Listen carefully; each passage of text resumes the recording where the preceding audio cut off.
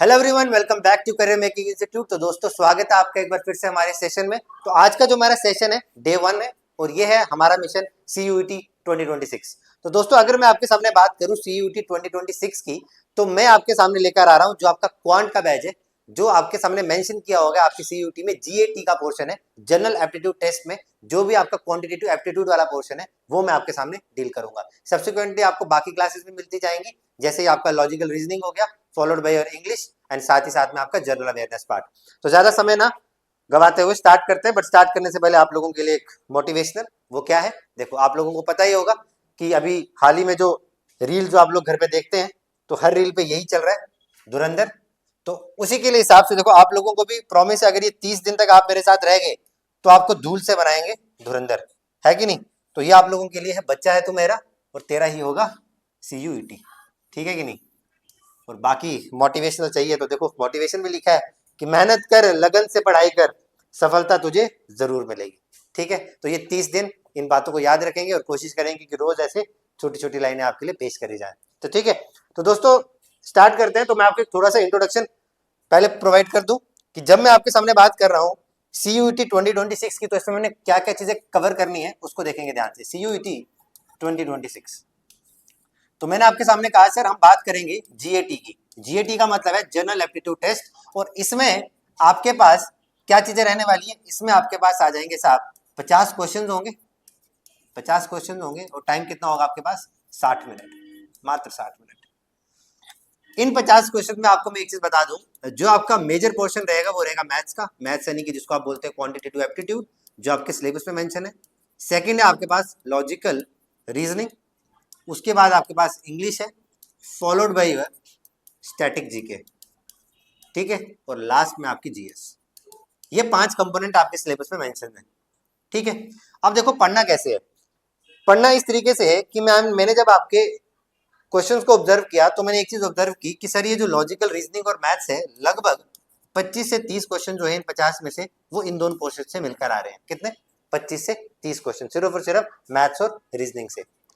English से आप on an average देते हुए चलो 5 से 6 क्वेश्चन आपके थे, तो कितने हो गए लगभग, अगर मैं लीस्ट की बात करूं तो 25 और 5 कितने हो गए 30, और बाकी के जो 20 सवाल है वो ऑन एन एवरेज आपके कहां से देखने को मिल रहे हैं, स्टैटिक जीके और GS। देखो इन दोनों में डिफरेंस है। GS में आपके कंपोनेंट आ जाएंगे हिस्ट्री, पॉलिटी, समझ रहे हो, इकोनॉमिक्स, ये सारी चीजें, ये आ गया GS में। स्टैटिक जीके में आपको आ जाएंगे वन लाइनर्स। किसकी बात करेगा? वन लाइनर्स की। अब वन लाइनर्स में भी क्या क्या, जैसे कि पीपल इन न्यूज, है ना, उसकी बात करता है, साइंटिफिक रिसर्च, ठीक है, मॉन्यूमेंट्स की बात करता है, गवर्नमेंट स्कीम्स की बात करता है। तो ये सारी चीजें क्या आ गया स्टैटिक जीके में। तो ये दो तरीके का है। तो मैं कोशिश करूंगा कि हफ्ते के अंदर अंदर आपका ये वाला जो मटेरियल है ना, ये वाला, ये मैं आपको यहाँ पर इसकी प्रिंटेबल फॉर्मेट में आपको शीट्स दे दूं। तो आपका बस काम ये होगा कि रोज का आपको, क्योंकि ये देखो ये आपको रीड ही करना है, समझाने वाला सर आपको कुछ समझा देंगे, जो आपको रीड करने वाला है, अगर आप डेली का एक एक दो दो पोर्शन भी उठाओगे ना, तो आपका 30 दिन में लगभग कवर हो जाएगा। तो मैं इसके ऊपर काम कर रहा हूँ, आपको इसका मटेरियल मैं प्रोवाइड करवा दूंगा यहाँ पे, ठीक है। तो मैं आपके सामने जो डील करने वाला हूँ वो डील करूंगा आपके क्वांटिटेटिव एप्टीट्यूड के साथ। अब समझो इसका सिलेबस देखो। अब सिलेबस से घबराना नहीं है, आज पहली क्लास है तो इसलिए मैं आपको इंट्रोडक्शन दे रहा हूँ, वरना इतना समय मैं लेता नहीं हूँ। मेरा काम है सिर्फ और सिर्फ पढ़ाना, बातचीत होती रहेगी, ठीक है। आपको मेरी क्लास में ऐसा बिल्कुल नहीं लगेगा कि मैथ बहुत बोरिंग सब्जेक्ट है, आप बोलोगे मैथ जहान का सबसे खूबसूरत सब्जेक्ट है, जैसे कि आप लोग हो, है ना। अगर आप लोग खुद को मानते हो, तो नहीं मानते तो फिर दिक्कत वाली बात है। देखो अगर मैं आपके सामने सिलेबस की बात करूं, तो देखो सिलेबस में क्या क्या देखने को मिलता है, बहुत सारे चैप्टर्स हैं, मैं आपको एक एक करके बता देता हूँ। पहला चैप्टर है आपके पास परसेंटेज, कौन सा, परसेंटेज। सेकंड है आपके पास प्रॉफिट एंड लॉस, और इसी के साथ हम एक छोटू सा सब्जेक्ट पढ़ते हैं डिस्काउंट के बारे में। किसके बारे में? डिस्काउंट के बारे में। तीसरा है आपके पास simple interest and compound interest, ठीक है। इसके बाद जो आपके चैप्टर्स आते हैं वो आते हैं एवरेज, और एवरेज के साथ ही आपको क्वेश्चन देखने को मिलेंगे एज वाले। आपके CUET में इसकी बड़ी प्रायोरिटी है एज वाले क्वेश्चंस। क्यों? आपने ऐसे क्वेश्चन देखा होगा कि एक सन की जो एज है वो आज से 5 साल पहले कुछ थी, और उसके फादर की एज आज से 5 साल बाद क्या होगी, इसको आपने डिटरमाइन करना है। ऐसे क्वेश्चन आपको कहाँ देखने को मिलेंगे? एज का। लेकिन वो सारा का सारा कॉन्सेप्ट होता किसका है? एवरेज का ही होता है, ठीक है। पांचवा आप चैप्टर देखोगे इसमें टाइम, स्पीड और डिस्टेंस का। किसका? Time, speed and distance. इसमें आपको सिंपल से सवाल आते हैं, आपको पता है, आप बचपन से एक फॉर्मूला पढ़ते आ रहे हो, speed equal to distance upon time, उसके बेसिस पे क्वेश्चन आता है। लेकिन यहाँ पर थोड़ी सी एक्सटेंशन कर देता है, यहाँ पर आपको यही क्वेश्चन ट्रेन के हिसाब से पूछता है। किसके हिसाब से? ट्रेन के हिसाब से। आपको क्वेश्चन इस तरीके से मिलेगा, एक ट्रेन यहाँ से आ रही है, एक ट्रेन यहाँ से आ रही है, बताओ किस टाइम पे उन दोनों ने एक दूसरे को क्रॉस किया होगा। इस तरीके के क्वेश्चन देखने को मिलेंगे ट्रेन के बेस पे। है वो किसका part? Time, speed and distance का। उसके बाद आपको चैप्टर देखने को मिलता है टाइम एंड वर्क। क्या देखने को मिलता है? Time and work. इसमें आपको हल्के फुल्के सवाल आते हैं, जिसमें आप बात करते हो एफिशिएंसी की। किसकी बात करते हो? एफिशिएंसी। पता आप लोगों को एफिशिएंसी क्या होता है? देखो, मैंने कहा ये गुड़िया है, ठीक है, ये आधे घंटे में, ये आधे घंटे में ऐसे डेस्क 5 उठा सकती है। कितने? आधे घंटे में। अरे हल्के में क्यों ले रही है? ऐसे डेस्क ये 5 उठा सकती है। ये इसकी एफिशिएंसी है कि वो कितना काम कर सकती है। ये है, ये आधे घंटे में 10 उठा सकती है, तो ज्यादा एफिशिएंट ये हुई। तो यही होता है कि एफिशिएंसी का सिंपल सा मतलब है कि आपकी कितनी कैपेबिलिटीज है, इंडिविजुअल की कैपेबिलिटीज, और आपको इसी एफिशिएंसी के कंपैरिजन के ऊपर क्वेश्चन आएगा। जैसे मैंने कहा, ये 5 घंटे में कितने, सॉरी आधे घंटे में 5 उठाती है, और ये आधे घंटे में कितने उठाती है? 10। तो आपको इन्हीं की एफिशिएंसीज का कंपैरिजन के ऊपर क्वेश्चन आ जाएगा। ठीक है, यहाँ तक बातचीत क्लियर है? ये आपका किस में बात करेंगे? टाइम एंड वर्क में। एक बड़ा प्रोमिनेंट क्वेश्चन आपने इसमें देखा होगा कि एक काम को 5 आदमी मिलके एक सर्टेन काम को इतने दिन लगाते हैं, ठीक है, उसमें से अगर एक बंदा काम को छोड़ दे तो बाकी के जो बचे 4 आदमी हैं वो उस काम को, बचे हुए काम को कितने दिन में कंप्लीट करेंगे। वो सारी बातें किस में करेंगे? इसी टाइम एंड वर्क में करेंगे। पैटर्न समझ में आ रहा है? क्वेश्चन समझ में आ रहे हैं कैसे कैसे आपको देखना है? बाकी परसेंटेज में तो सिंपल सवाल आते हैं, इलेक्शन बेस्ड आता है। जैसे आजकल इलेक्शन का माहौल है, तो बोला जाएगा कि आपका सिलेक्शन हो रहा है, विनिंग कैंडिडेट को इतने % वोट मिले और हारे हुए को इतने % वोट मिले, तो बताओ जी जो विनिंग वाला कितने ज्यादा वोट से जीता। उस तरीके के क्वेश्चन होते हैं। सक्सेसिव वाले केसेस होते हैं, वो सब पढ़ेंगे जब इसके बाद बात आएंगे। प्रॉफिट एंड लॉस में सिंपल एसपीसीपी आपने पढ़ा होगा, पढ़ा है ना? CP, cost price and selling price, उसकी बातचीत करेंगे। अब जब ये सारी बातें जब आपके पास होगी, तो 7 चैप्टर आपको देखने को मिलेगा नंबर सिस्टम। कौन सा? Number system. ये बहुत इंपॉर्टेंट है, बिकॉज ये बहुत सबसे बड़ा टॉपिक है, लेंथियस्ट टॉपिक है, वो सबसे बड़ा है। क्यों? इसके अंदर आपको बड़ी सारी चीजें देखने को मिलेंगी। सबसे पहले आपको देखना पड़ेगा यूनिट डिजिट कॉन्सेप्ट, इसके ऊपर बहुत क्वेश्चंस आते हैं, अभी मैं क्वेश्चंस भी दिखाऊंगा आपको। और इसी के साथ साथ आपको पढ़ना है रिमाइंडर थ्योरम। क्या पढ़ना है? Remainder theorem. अगर आपको अपनी 9th या फिर 10th क्लास याद हो, तो आपने 2 थ्योरम पढ़कर आए हो अपनी 9th और 10th में। एक फैक्टर थ्योरम की बात करी थी आपने, और एक रिमाइंडर थ्योरम की बात करी थी। अगर थोड़ा बहुत याद आ रहा है, नहीं आ रहा तो कोई बात नहीं, मैं याद दिलवा दूंगा जब पढ़ाऊंगा तो इसकी बात करेंगे यहाँ पे। लेकिन यहाँ पर जो हम रिमाइंडर थ्योरम पढ़ेंगे, यहाँ पर हम थीसिस नहीं लिखेंगे, यहाँ पर हम कट शॉर्ट करेंगे कैसे हमको 1 मिनट में क्वेश्चन सॉल्व करना है। ठीक है, मजा आएगा आपको। इसके बाद इसमें बात आती है एचसीएफ एलसीएम की। किसकी बात आती है? एचसीएफ एलसीएम की। बहुत क्वेश्चन आते हैं यहाँ से। और एक छोटा सा कॉन्सेप्ट इसमें आता है, place value and face value. किसका? Place value and face value. मालूम है आप लोगों को? Place value and face value, ठीक है। चलो, ये आ गया आपका किसका? नंबर सिस्टम का खेल। इसके बाद जब हम आगे बढ़ेंगे, प्रॉफिट लॉस एवरेज डिस्टेंस, ये आपका आ गया पूरा का पूरा अर्थमेटिक। क्या आ गया? सारा का सारा अर्थमेटिक। उसके बाद इसमें एक टॉपिक आता है रेशियो एंड प्रोपोर्शन। क्या आता है? Ratio and proportion. देखो, इसमें आपको ज्यादा डीप नहीं जाना है, बट आपको ये पता होना चाहिए कि अगर रेशियो के बेसिक सवाल आ जाए, जैसे मैंने कहा अगर A रेशियो B आपके पास 2:3 है, और B रेशियो C आपको 4:5 है, और आपसे पूछ रहा हूँ A ratio B ratio C का आंसर क्या होगा, तो ऐसे बेसिक सवाल आपको पता होने चाहिए। ठीक है, तो वो हम इसमें बातचीत करेंगे। जब रेशियो एंड प्रोपोर्शन हमारा कंप्लीट होगा, तो ये हमारा सारा का सारा अर्थमेटिक है। लेकिन इसके अलावा ये यहीं पे खत्म नहीं होता, आपके सिलेबस में देखो और भी है, जिसको हम एडवांस बोलते हैं। क्या बोलते हैं? Advance maths. ये तो आप बात करते हो अर्थमेटिक की। किसकी बात करते हो? अर्थमेटिक की। ये सारे चैप्टर्स अर्थमेटिक में आते हैं। सेकेंड है एडवांस। एडवांस में सबसे पहले आपके पास आता है ट्रिग्नोमेट्री। क्या आता है? ट्रिग्नोमेट्री। और इसी ट्रिग्नोमेट्री में आपने 10th में एक चैप्टर पढ़कर आए होंगे, एप्लीकेशंस ऑफ ट्रिग्नोमेट्री, बट उसका एक्चुअल में नाम क्या होता है? Height and distances. क्या होता है? Height and distances. उसकी बात करेंगे। सेकंड आपका चैप्टर होगा मेंसुरेशन। समझते हो मेंसुरेशन? मेंसुरेशन में आपने पढ़ा होगा रेक्टेंगल का स्क्वायर, है ना, रेक्टेंगल स्क्वायर, वो सब बातें, cube, cuboid, volume of cone, वो आपका सेकंड चैप्टर है मेंसुरेशन में। तीसरा है आप लोगों के पास अलजेब्रा। क्या है? अलजेब्रा। ये शायद आपने नहीं पढ़ा होगा, बट आप 8th में पढ़कर आए हो। 8th में आपके चैप्टर का नाम था फैक्टराइजेशन। पढ़ा था आपने फैक्टराइजेशन? बस वही कुछ क्वेश्चन आपको अलजेब्रा में देखने को मिलेंगे, जहां पर आपको ये फॉर्मूलेज देखने को मिलेंगे, a+b का होल स्क्वायर, ठीक है, a-b का होल स्क्वायर। लेकिन अब बातचीत यहीं पर नहीं होगी, अब बातचीत यहाँ पर आ जाएगी, a+b+c के होल स्क्वायर के ऊपर। अब यहाँ पर इन दोनों की एप्लीकेशन पे आपको क्वेश्चन ये पूछे जाएंगे, इसकी बातचीत करेंगे। ठीक है, ये सारी बातें किसमें करेंगे? अलजेब्रा में। चलो, फोर्थ आपने पढ़ा होगा स्टैटिस्टिक्स। पढ़ा है?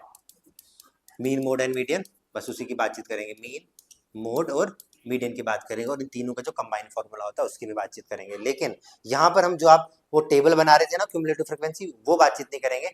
ऐसी बातचीत करेंगे कि आपको क्वेश्चन देख के आंसर लाना है। वो कैसे करेंगे वो मेरे पे छोड़ दो, ठीक है। नेक्स्ट हम बात करेंगे परमुटेशन एंड कॉम्बिनेशन की। ये आप लोगों के लिए नया है बिकॉज ये एक 11th का टॉपिक है। कौन सी क्लास का टॉपिक है? एक 11th का topic, permutation and combination. Not but least इसका आपका ज्योमेट्री आएगा। क्या आएगा? ज्योमेट्री। ज्योमेट्री में आपके बहुत टॉपिक्स हैं, जैसे कि लाइंस एंड एंगल्स हो गया। क्या हो गया? Lines and angles. फिर आपका ट्राइंगल हो गया, सर्कल हो गया, फिर क्वाड्रिलेटरल हो गया। ये सारे टॉपिक्स आपके किसमें है? ज्योमेट्री। ये सिलेबस है आपका क्वांटिटेटिव एप्टीट्यूड। अब मुझे बताओ, क्या 30 दिन में आप इसको खत्म कर सकते हो? बिल्कुल कर सकते हो। मैं करवाऊंगा आपको, एक एक टॉपिक आपको करवाऊंगा, लेकिन जिस तरीके से करवाऊंगा बस आपको विश्वास रखना है कि भाई साहब ये है। जितना आपको कराऊंगा उस वो पर्याप्त रहेगा, इससे ज़्यादा आपको करने की जरूरत नहीं है, ठीक है। आप लोगों को मेरी लैंग्वेज समझ में आ रही है? मैं ज़्यादा हिंदी मारता हूँ तो थोड़ा, क्योंकि मैं बिहार से हूँ बेसिकली, तो हिंदी तो मैं मारते रहता हूँ, ठीक है। चलो स्टार्ट करते हैं आज की क्लास को। तो मैं आपको थोड़ा बहुत बेसिक कॉन्सेप्ट बताता हूँ, बातचीत करेंगे। जो बेसिक कॉन्सेप्ट मुझे लगता है कि इन सब में से आपको जानने के लिए इंपॉर्टेंट है। सबसे पहला जो आज हम बेसिक कॉन्सेप्ट स्टार्ट करेंगे कि कैसे हमको रेशियोज को सॉल्व करना होता है, ठीक है। रेशियोज को सॉल्व करना सीखेंगे, हाउ टू सॉल्व रेशियोज। ये हमारा आज का पहला टॉपिक है। हम चैप्टर वाइज नहीं, जो इंपॉर्टेंट टॉपिक्स है ना उसके अंदर मैं वो आपको करवाते जाऊंगा। जैसे नंबर सिस्टम में कुछ कुछ टॉपिक्स है, सारा नहीं पढ़ना है, उसके ऊपर बातचीत करेंगे। रेशियो में जो इंपॉर्टेंट टॉपिक्स है वो पढ़ेंगे। तो कृपया करके कॉपी पेन निकालें और पहला टॉपिक डाल दें, that is basics of ratio and proportion. Basics of ratio and proportion, okay. एक काम करो, इसको करने से पहले ना, नहीं पहले यही समझा देता हूँ। आओ, अगर मैं आपके सामने बात करूं रेशियो एंड प्रोपोर्शन की, तो मेरा एक सिंपल सा सवाल आपसे ये है, देवता और देवीगण, कि साहब रेशियो का मतलब क्या है? आप लोग क्या समझते हैं इससे, रेशियो से, और आप लोग क्या समझते हैं प्रोपोर्शन से? एनी वन ऑफ यू, किसी को थोड़ा बहुत आइडिया है? और प्लीज अगर मेरी क्लास में आए हो तो प्लीज आंसर देना, बिना ये सोचे कि हम क्या सोचेंगे, लोग क्या कहेंगे। लोग तो बहुत कुछ कहेंगे, है ना। तो चलो अब मुझे बताओ, रेशियो का बेसिक मीनिंग पता है आप में से किसी को? क्या बात है, बहुत बढ़िया बोला है इन्होंने, अच्छा बोला। देखो अगर हम बातचीत करें तो मैम ने बिल्कुल सही बोला कि अगर हम रेशियो की बात करें तो उन्होंने कहा हमको क्या करना है, कितनी क्वांटिटी में। यानी सीधी सी बात करें तो साहब जब भी आपको कंपैरिजन करना होता है, क्या करना होता है? कंपैरिजन। लेकिन किसके बीच में? Between any two quantities, between any two quantities, यही बात है। यानी जब कभी भी मुझे किन्हीं दो क्वांटिटीज के बीच में कंपैरिजन करना है, अगर मुझे इसके और इसके बीच में कंपैरिजन करना है तो मुझे क्या लगेगा? रेशियो लगेगा, ठीक है मैडम। समझ में आ रहा है आपको सर लास्ट में? अच्छा, अगर आपने कहा रेशियो ये है तो मुझे एक चीज बताओ, प्रोपोर्शन क्या है? कोई आइडिया?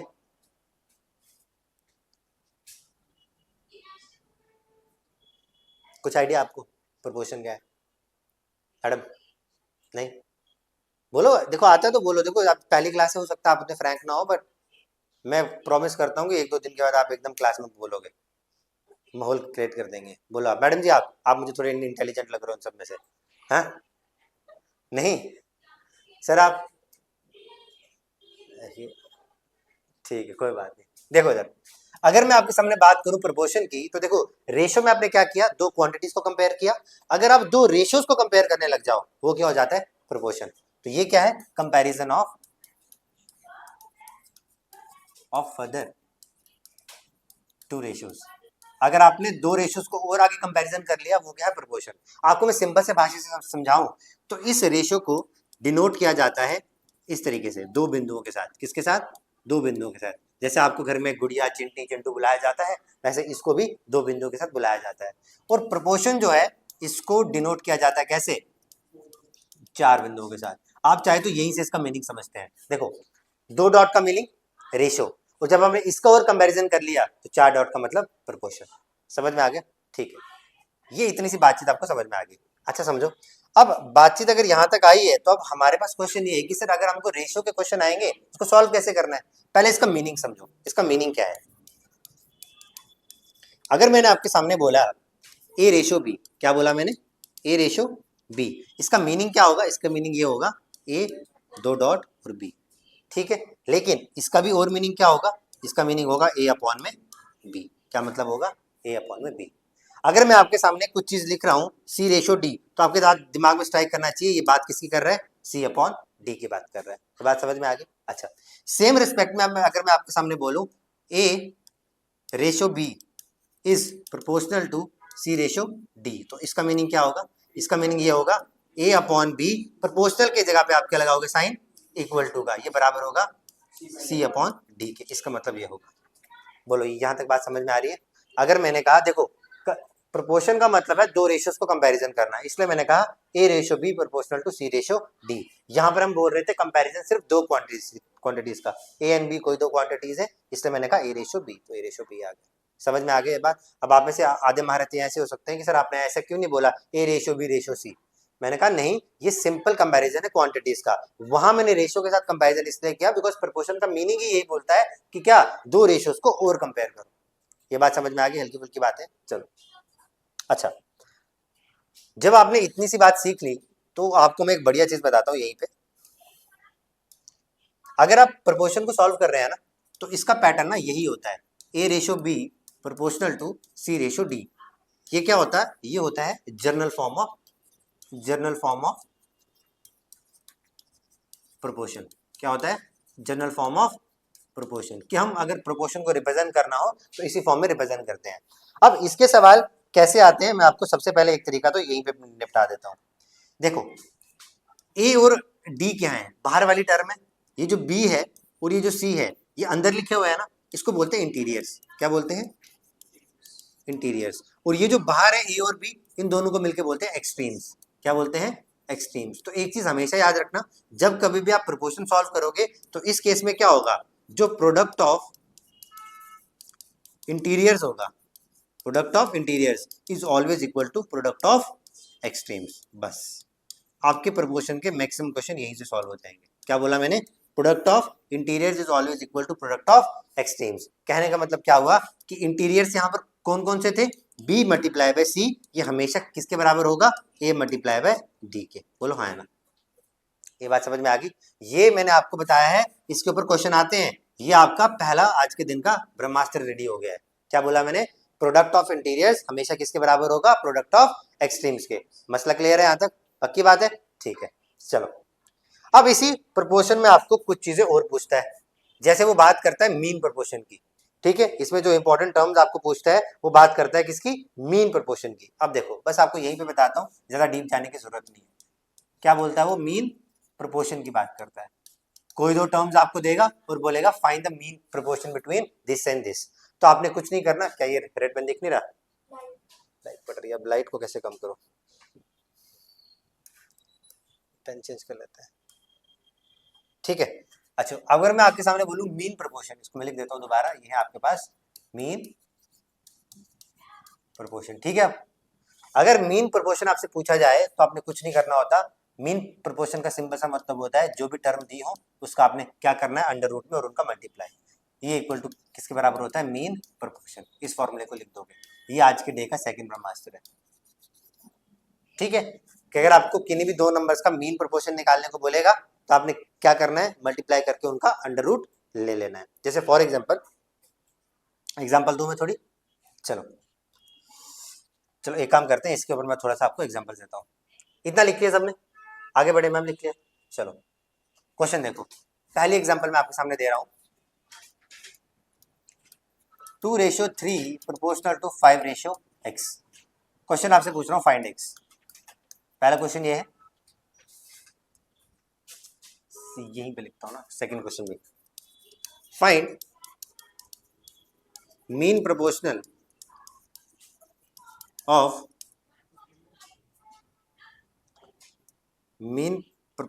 आप लिखो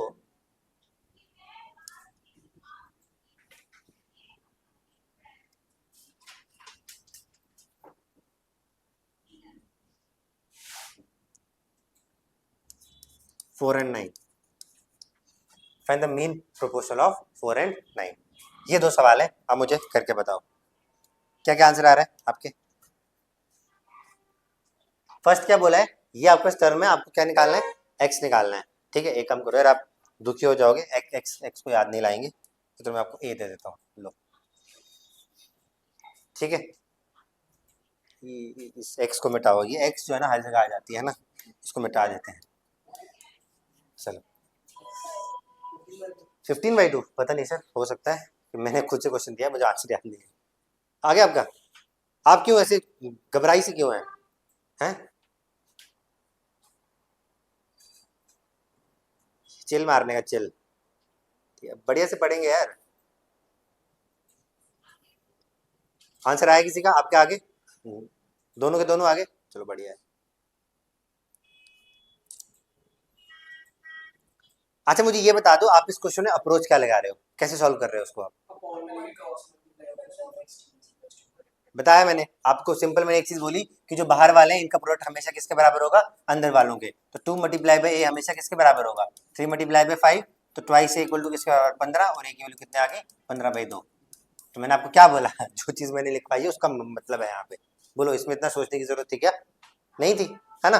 मैंने आपको सिंपल बोला बाहर वालों का प्रोडक्ट हमेशा किसके बराबर? अंदर वालों के। तो 2 into a twice a equal to 5 तिया 15, तो ए की वैल्यू कितनी आ गई? 15/2। मसला क्लियर है? चलो अच्छा ये बताओ, मैंने क्या बोला? मीन प्रोपोर्शन निकालना आपको 4 और 6 का। तो मैंने मीन प्रोपोर्शन का सिंपल सा चीज बताया, इसका फॉर्मूला क्या होता है? Under root of a into में बी।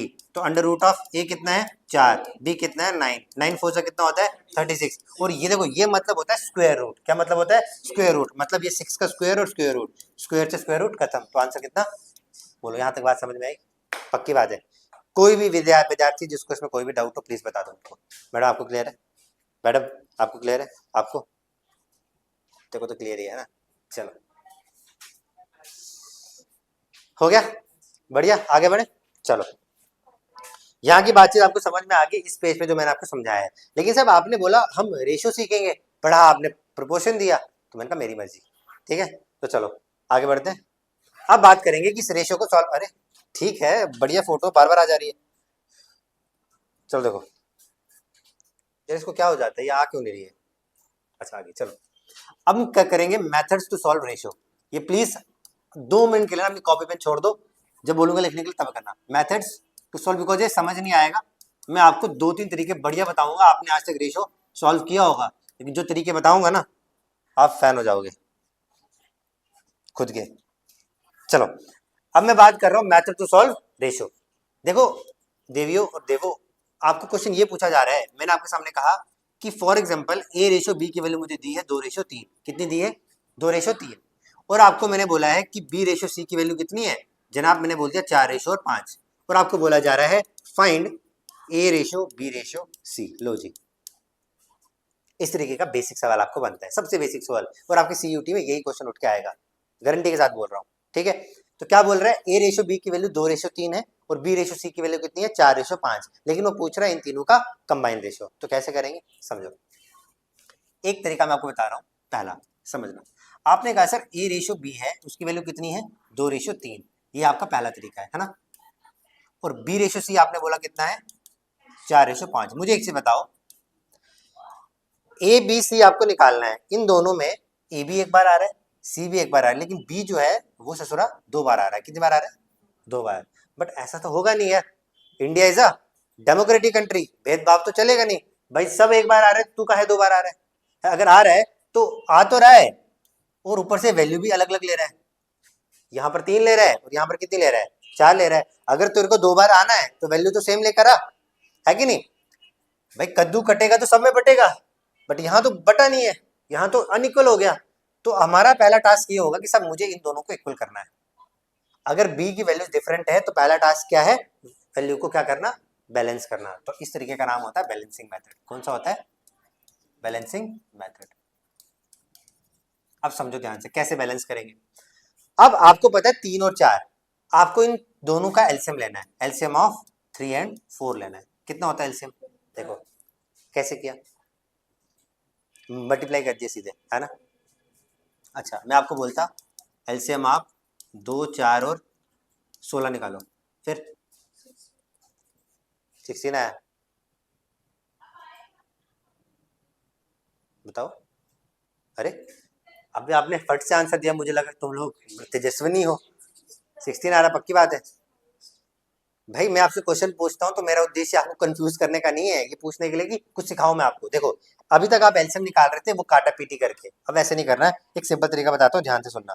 देखो आपने जब भी ऐसे एलसीएम निकालना हो ना, तो सबसे पहले देखो इस एलसीएम में सबसे बड़ी टर्म कौन सी है? कौन सी है? 16। इस 16 का ना टेबल गिनने लग जाओ। जैसे आपने कहा 16 वन कितना होता है? 16। देखो क्या ये 16 इन बाकी नंबर से हो रहा है डिवाइड? 2 के टेबल में 16 आता है? आता है। 4 के टेबल में आता है? आता है। और 16 में तो आता ही है, तो बस 16 इसका एलसीएम है। अगर फॉर एग्जाम्पल मैं यहाँ पर कहता 30 कहता, क्या कहता? 30। 2 के टेबल में 30 आता है, पर 4 के टेबल में 30 नहीं आता, तो 30 इसका एलसीएम नहीं होता। 32 जर कितना होता है? 60। 2 के टेबल में 60 आता है और 4 के टेबल में भी 60 आता है और 30 में तो आता है, तो इसका एलसीएम कितना होता? 60। मतलब आपने क्या करना है, जो बड़ा नंबर है उसको देखना है, उसका टेबल गिनना है, ठीक है। ऐसा नंबर जो बाकी नंबर से हो जाए वही उसका एलसीएम होता है। मसला क्लियर है? तो आपने कहा सर 3 और 4 में बड़ा कौन सा है? 4। 4 वन जर 4, पर 3 के टेबल में 4 नहीं आता। 4 दूनी 8, 3 के टेबल में 8 नहीं आता। 4 तियां 12, तो 3 के टेबल में 12 आता है और 4 में भी आता है। एलसीएम कितना हो गया? 12। हालांकि जब ये वाले नंबर्स होते हैं कोप्राइम नंबर्स, कौन से होते हैं? Coprime numbers. वो क्या होते हैं मैं आपको बताता हूँ आगे। तो कोप्राइम नंबर्स के केस में आप डायरेक्टली मल्टीप्लाई करके भी एलसीएम ले आते हो, लेकिन इतना क्यों याद रखना है? एक मेथड को याद रखो और हर में अप्लाई कर लो, यही तरीका है। ठीक है, समझ में आ गया? पक्की बात है? मजा आ रहा है कि नहीं आ रहा भाई? सच बताओ, आवाज आपकी ऐसी लग रही ढीली। भाई जोर से बोलो, मजा आ रहा है कि नहीं आ रहा? भाई बाहर तक आनी चाहिए। मजा आ रहा नहीं आ रहा? बढ़िया। चलो एलसीएम 12 हो गया। तो आपने कहा सर इसको आपने मल्टीप्लाई, देखो इसको मुझे 12 बनाना है, तो 3 को 12 बनाने के लिए क्या करना पड़ेगा? Multiply by 4। और 4 को 12 बनाने के लिए क्या करना पड़ेगा? 3। अच्छा मुझे एक से बताओ, अगर आप इसको 4 से कर रहे हो, तो जो इसकी ये अर्धांगिनी है इसको भी करोगे 4 के साथ? भाई अकेले कैसे जाएंगे भाई, इनका तो रिश्ता 7 जन्मों का है, और ये आगे बढ़ जाएगा तो इसको भी बढ़ाना पड़ेगा ना। अगर इसको 3 से किया तो इसको भी 3 से करोगे। अब देखो आपकी रेशियो क्या बन गई? 4 2 जार 8, यहाँ कितना बन गया? 3 4 जा 12, यहाँ क्या बन गया? 4 3 जा 12 और 5 3 जा, देखो क्या है, बी सेम हो गया। बस मसला खत्म हो गया। आपसे पूछा क्या था? ए बी सी, ए के सामने कौन सी वैल्यू है? 8, बी के सामने कौन सी है? 12, देखो यहाँ भी 12, और सी के सामने कौन सी है? लो भाई आपका आंसर। समझ में आ गया? पक्की बात है? मजा आया? पक्की बात है? लेकिन मैं ये बोल रहा हूँ नहीं करना है। क्या बोल रहा हूँ? नहीं करना है। ये बस आपको समझाने के लिए था, करना कैसे बताता हूँ, सुनो अब ध्यान से।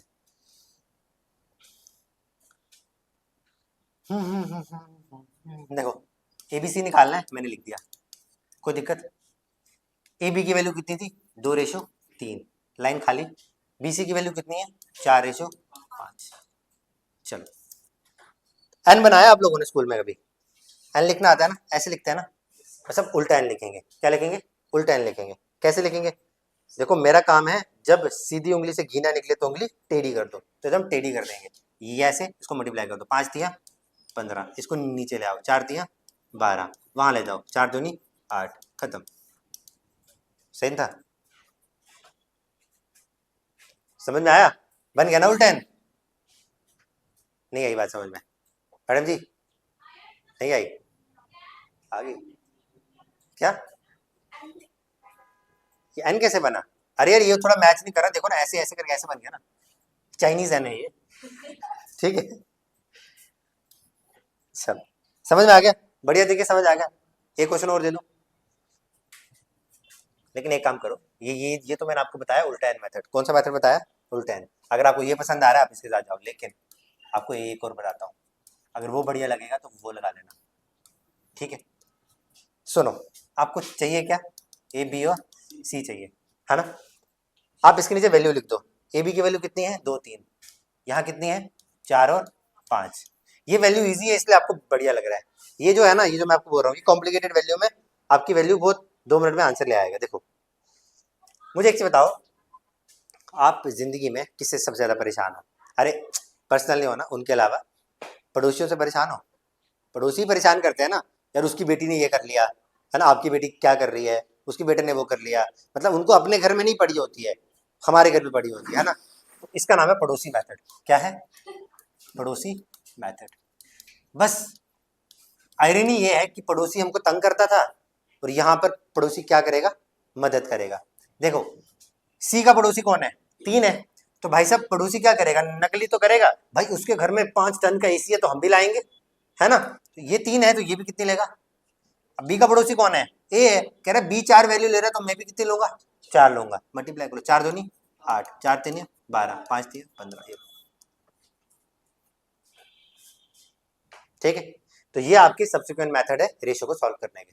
ठीक है, लेकिन ये मेथड तब फेल हो जाता है जब फॉर एग्जांपल मान लो कि आपको ये वैल्यू ना दी हो और ये दो दी हो, तो आपको कंफ्यूजन हो जाएगी कि हम किसको पड़ोसी बनाएं, ये बनाएं वो बनाएं। तो जब ये फेल हो जाए तो गो फॉर दिस। ठीक है, अगर ये भी ना आए तो सबसे बेहतरीन तरीका यूनिवर्सल जो सबको आता है ये। ठीक है, तो इसलिए मैंने आपको एक स्लाइड पे तीनों बता दिए, फटाफट से 2 मिनट में इसको कॉपी करो जल्दी। यहाँ कितना था यार, 5 था ना, अरे नहीं 4 ही था यहाँ पे ना, पड़ोसी जी को भूल ही गए हैं हम। चलो लिखो इसको फटाफट। समझ आ रहा है, सीख रहे हो कुछ नया? हाँ चलो ठीक है, रोज कुछ सिखाएंगे तुम्हें नया।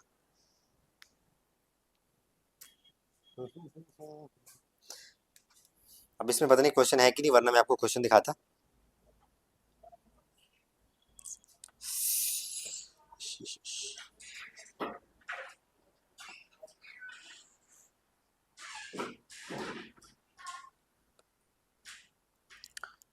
तो ऑनलाइन स्टूडेंट्स, अगर आपको कुछ डाउट हो तो आप प्लीज कमेंट सेक्शन में पूछ सकते हैं। आपको मैं भूल ही गया यार, ऐसा कैसे हो सकता है हम आपको भूल जाए, है ना?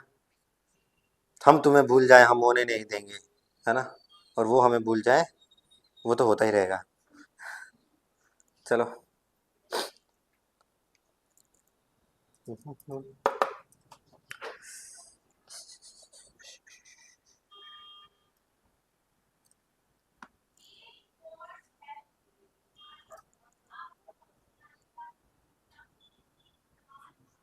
हो गया, आगे बढ़े? समझ में आया कि नहीं आया? जल्दी करो यार, फिर मैं आपको एक बढ़िया सा कॉन्सेप्ट बताऊं, place value and face value का, आपकी मतलब जिंदगी से मिलता जुलता।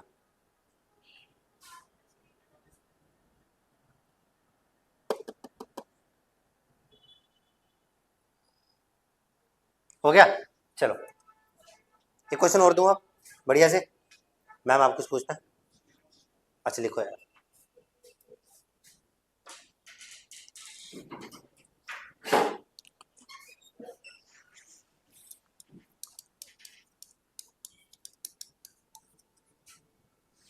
लिखो लिखो पढ़ो।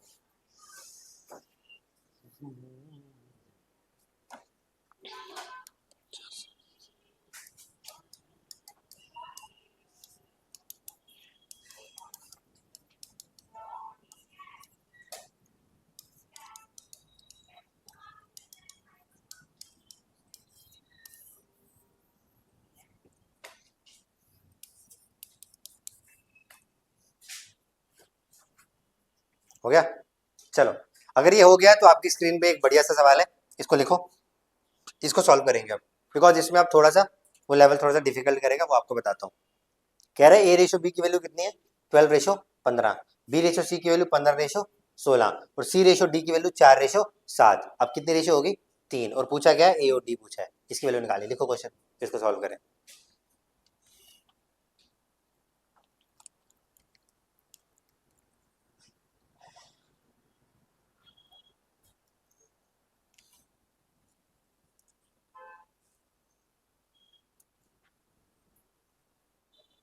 हो गया, चलो देखो इस क्वेश्चन को मैं आगे लिख लो। ठीक है, मुझे क्वेश्चन लिखवा देना। देखो अब ये तो हमने कर लिया, एक क्वेश्चन हमने पढ़ा कॉम्प्लेक्स वाला। अब ये सवाल ऐसे भी पूछ सकता है, एक बार मेरे को क्वेश्चन लिखवाना प्लीज। क्या था, ए रेशो बी कितना था, 15, ओके। बी रेशो सी कितना था, 15:16, और सी रेशो डी कितना था, 4:7। पूछा क्या था, find a to d, okay. चलो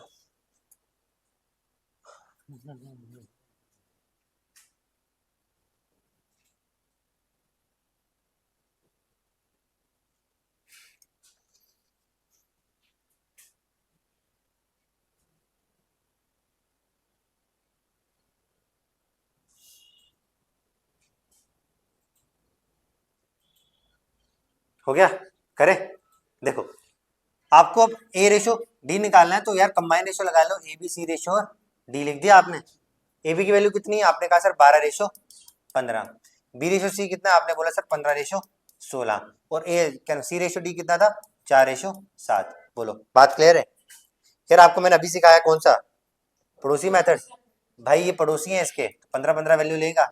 डी इसका पड़ोसी है तो 16 लेगा, ये इसका वैल्यू है तो 15, ये 4 और ये भी 4 लेगा। मसला क्लियर है। अब समझो, सुनो सुनो सुनो सुनो, घबराओ नहीं। यहाँ देखो, मुझे एक से बताओ, आपको यहाँ पर अब देखो इसको इतनी लंबी कैलकुलेशन को हमने शॉर्ट करना है। क्या करना है शॉर्ट, क्योंकि 12 15 4 करने में प्राण निकल जाएंगे, 12 × 15। ठीक है, तो इसको शॉर्ट करेंगे। आपने सिंपली देखना है इन सब में जो जो कॉमन मल्टीपल्स है ना उसको पहले ही कैंसिल कर दो, जो कॉमन मल्टीपल्स हैं। जैसे अब ये कॉमन मल्टीपल्स आपने सिर्फ इन लाइनों में देखने हैं, ऐसे भी देख सकते हो, ऐसे भी देख सकते हो। जैसे फॉर एग्जाम्पल आपने देखा यहाँ 15 है, यानी 15 15 के टेबल में आता है, यहाँ भी 15 है, यहाँ भी 15 है, और यहाँ पर इस लाइन में 15 यहाँ भी है, तो आप 15 15 को कैंसिल कर सकते हो, एक एक में होना चाहिए। तो 15 15 15 और 15 कैंसिल कर दिया। ओके, फिर आप आए यहाँ पर 16 है, ये भी 16 है, मतलब ये 4 के टेबल में आता है, ये भी 4 के टेबल में आता है, यहाँ भी 4 के टेबल में आने वाला नंबर है, और यहाँ भी 4 के टेबल में आने वाला नंबर है। तो अब इसको काट दो, 4 कितने jar 4 jar, 4 4 jar, 4 1 jar, 4 1 jar. केवल स्टेप समझ में आ रहा है। मैं कैसे कैसे भी काट सकते हो, बस कॉमन होना चाहिए। ठीक है, कैसे मर्जी, जरूरी नहीं है या तो ऐसे या तो ऐसे। जैसे मैंने 15 15 अब 15 यहाँ था, पैटर्न नहीं बनाना, बस आपने ये देखना है कि हर एक में वो कॉमन मल्टीपल होना चाहिए, चाहे ऊपर हो चाहे नीचे हो, वो फर्क नहीं पड़ रहा। फिर मैंने कहा यहाँ पर ये 4 के टेबल में आता है, ये भी 4 के टेबल में, इन तीनों में से 4 के टेबल में यहाँ आ रहा है, मतलब इस लाइन में भी है और इस लाइन में भी 4 का मल्टीपल है, ये भी है और ये भी है, मैंने इसको काट दिया। ठीक है, अब मैंने देखा 4 का मल्टीपल फिर यहाँ पर है, 4 का मल्टीपल फिर यहाँ पर है, यहाँ नहीं है, तो मैं कैंसिल नहीं कर सकता। 7 का मल्टीपल यहाँ है, यहाँ नहीं है, तो कैंसिल नहीं। तो अब आपको एच एच मल्टीप्लाई ही करना पड़ेगा। तो देखो आइए, यहाँ कितना बच गया 12, और यहाँ कितना बच गया, क्योंकि आपको चाहिए क्या, सिर्फ ए और डी चाहिए, तो बाकी को छोड़ दो, सिर्फ ए और डी की वैल्यू दो। 7 4 जा 28, तो कितना आंसर आ गया, 3 4 जा 12, ओ सॉरी ये 3 से नहीं 2 के टेबल से जाएंगे, 2 6 जा 12 और 2 कितने जा 14 जा। ठीक है, 2 3 जा एंड 2 7, तो कितना आंसर आ गया इसका, बोलो भाई। बात समझ में आ गई, नहीं आई, पक्की बात है। बस तो आपको ऐसा कॉम्प्लिकेटेड क्वेश्चन भी बना सकता है।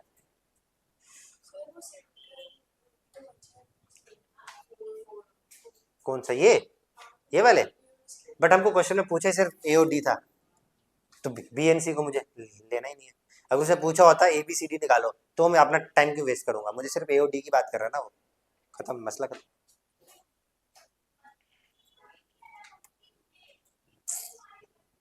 हो गया, बातें समझ में आ गई।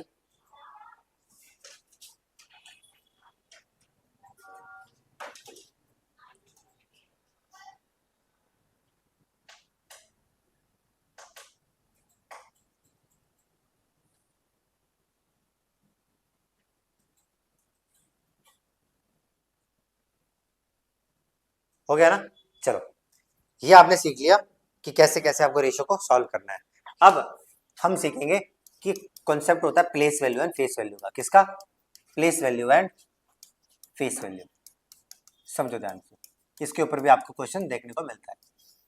अभी place value and face value होता क्या है, प्लेस वैल्यू आपके पास होता है कि आपके किसकी अहमियत है, सिर्फ और सिर्फ जगह की। किसकी अहमियत है, प्लेस की वैल्यू है, प्लेस की वैल्यू है, मतलब यहाँ पर बातचीत होगी सिर्फ और सिर्फ किस जगह पे हो आप अभी किस जगह पे हो उसकी बात करेगा।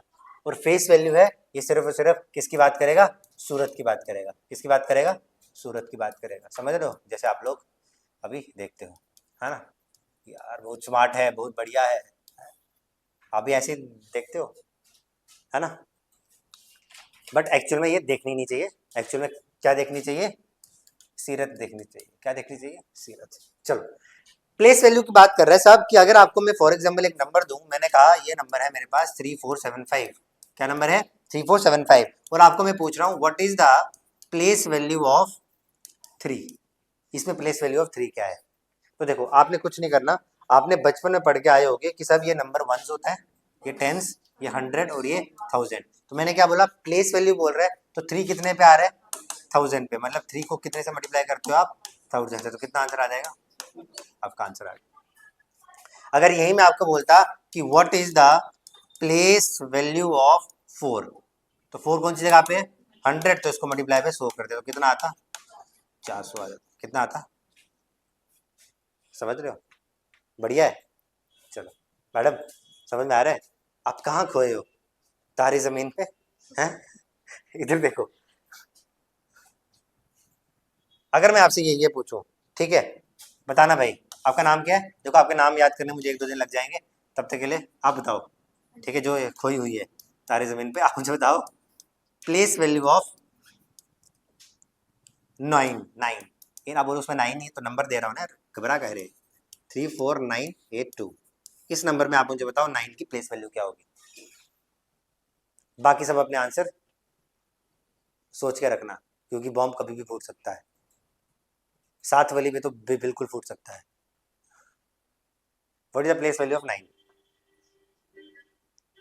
आज से 5 साल पहले मैंने आपको पढ़ाया था ये।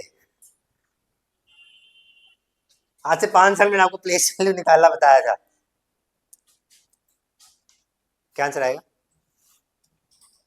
ऑप्शन दे दो, हेल्प कर दूं मैं आपकी? हेल्प मैं बहुत बढ़िया करता हूं, मैं पहले बता रहा हूं। देखो पहला ऑप्शन आपके पास 90, अगला ऑप्शन आपका 9000, सी ऑप्शन आपके पास 800 और डी ऑप्शन आपके पास नन ऑफ दिस। क्या आंसर है? D, B. क्या बात है, बढ़िया। और कोई? आप बताएं सर। None of this. ये क्या है? एक ही क्लास में 2 आंसर आ रहे हैं, कुछ तो गड़बड़ है दया। मुझे एक चीज बता इधर, चुटकी बहन मेरी बात सुनो। देखो ये है ओ, ये टेंस और ये 100। मैंने क्या बोला? प्लेस वैल्यू की अहमियत है। 9 किस प्लेस पे है? 100 पे है, ठीक है। अगर 9 100 पे है तो सिंपल सी बात है, 9 को किससे मल्टीप्लाई करोगे? 100 के साथ, तो कितना आना चाहिए?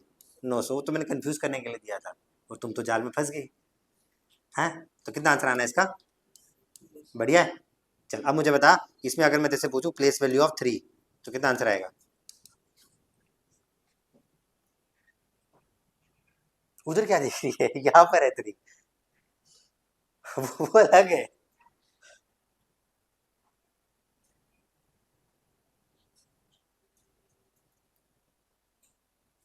कितना आएगा? ऑप्शन दे दो फिर से। ऑप्शन चाहिए इस पे? चलो 300, 3000, none of this. C option पक्की बात है? क्यों? क्यों? क्योंकि उसने बताया। अच्छा सुनो यार, आपको पता नहीं क्यों इतना कंफ्यूज हो रहा है। चल मैं तेरा काम और आसान करता हूँ, क्योंकि मेरे को ना कोई ऐसे स्टूडेंट परेशानी में हो तो मुझे होता है कि उसकी हेल्प कैसे करूँ। देख मेरी बात सुन, अगर आपको बोला जाए 3 की प्लेस वैल्यू निकालना, इसके आगे कितने नंबर है? 3 नंबर है, उतने जीरो लगा दो। अगर आपको बोला जाए 4 की प्लेस वैल्यू निकालनी, इसके आगे कितने नंबर है? उतने जीरो लगा दो। अगर बोला जाए 7 की प्लेस वैल्यू निकालना, इसके आगे कितने नंबर है? उतने जीरो लगा दो। अब मुझे बता, यहाँ पर अगर मैं तेरे से 8 की प्लेस वैल्यू पूछ रहा हूँ, कितना आएगा? 8 के आगे कितने नंबर है? 10, 80। अगर मैं पूछ रहा हूँ 4 की प्लेस वैल्यू निकालो, तो 4 के आगे कितने नंबर है? कितने नंबर है? 3, तो कितने जीरो? मसला क्लियर है? बढ़िया।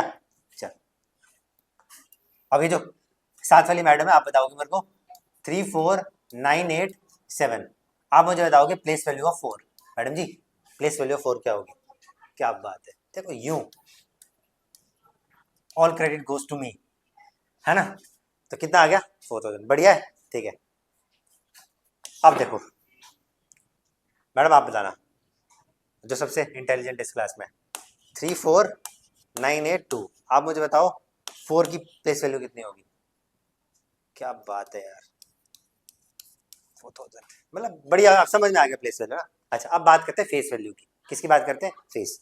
तो फेस वैल्यू में कुछ है ही नहीं। मुझे एक चीज बताओ, आप लोग घर पे अब देखो, अगर आप अपने अपना चेहरा देखोगे शीशे में तो आपको अपना ही दिखेगा ना। वो बात अलग है कि किसी और का भी दिख सकता है, बट वो वैसे नहीं जाना है। जब शीशे में देखोगे तो अपना ही दिखेगा, है ना? मन के ख्यालात मन में रखने हैं, ठीक है। एक्चुअल में जब शीशा देखोगे तो आपको अपना ही चेहरा दिखेगा, है ना? ठीक है, वही बात कर रहा है फेस वैल्यू कि अगर आप, मैं पूछ रहा हूँ कि 9 की फेस वैल्यू कितनी है, तो 9 की जगह पर 9 ही दिखेगा। अगर मैं कह रहा हूँ 2 की फेस वैल्यू कितनी है, 2 की जगह पर 2 ही दिखेगा, 4 तो नहीं दिखेगा। पक्की बात है, ठीक है। अगर मैं कह रहा हूँ 5 की फेस वैल्यू, तो कितना दिखेगा? मैडम 8 की फेस वैल्यू कितना दिखेगा? 8 ही दिखेगा ना। मैडम जी 6 की फेस वैल्यू कितना दिखेगा? 6 ही दिखेगा। बढ़िया। कोई एक ऐसा जो बोलेगा नहीं सर ऐसा नहीं दिखेगा? है कोई ऐसा? ठीक है, हो सकता है बट मन में, ठीक है। चलो अगर मैं कह रहा हूं तो फेस वैल्यू सिंपल है। अगर मैं इसी क्वेश्चन में कह दूं what is the face value of 4, वही इतना क्यों सोच रहे हो? हाँ, पकड़े गए हैं। Face value of 4 4, face value of 5, तो मसला ही कोई नहीं, आपको प्लेस का फोकस ही नहीं करना, आपने सीधे उसके चेहरे पे फोकस करना है, ठीक है, जो आप करते हो। और फेस वैल्यू पे जाना है तो आपको सिर्फ प्लेस पे जाना है, ठीक है। और प्लेस का भी मैंने आपको शॉर्ट तरीका बता दिया, जिस नंबर का पूछा है उसके आगे देखो कितने नंबर है, उतने जीरो लगा दिया। लेकिन क्वेश्चन ये नहीं आता है, क्वेश्चन क्या आता है बताता हूँ, सुनो। आपके सामने मैं एक नंबर लिख रहा हूँ जबरदस्त, मैं कह रहा हूँ 34789215, ये नंबर है। मैं कह रहा हूँ what is the difference between what is the difference between place value of 7 and place value of 2 in the given number। लो भाई, ये क्वेश्चन आएगा, पहला क्वेश्चन ये। सेकंड क्वेश्चन आपको दे रहा हूं, एक तो उसको सर्कल से पता नहीं क्या दिक्कत है। What is the sum of face value of 3 and place value of 1। चलो ये क्वेश्चन है, करो भाई।